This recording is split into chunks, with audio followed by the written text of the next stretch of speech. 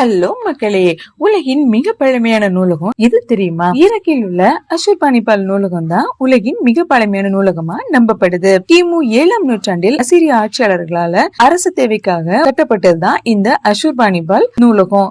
இந்த நூலகத்தை கட்டிய அஷுர்பானிபால் தான் அசீரிய பேரரசின் கடைசி பெரிய அரசங்கிறது குறிப்பிடத்தக்கது. இந்த நூலகத்துல புத்தகங்கள், களிமண் டேப்லெட்ஸ் மற்றும் உடைந்த துண்டுகளின் தொகுப்பா இருக்குது. 1600 ஆண்டுகள் பழமையான இந்த நூலகம் தற்போதைய ஈராக்கில் உள்ள நினிவே பகுதியில அமைஞ்சிருக்கு. இந்த நூலகத்தின் தளத்துல பொருளின்படி ஒழுங்கமைக்கப்பட்ட சுமார் 30,000 எண்ணிக்கையிலான கியூனிஃபார்ம் மற்றும் அக்காடிய மொழிகளில் எழுதப்பட்ட டேப்லெட்ஸ் வைக்கப்பட்டிருக்கு.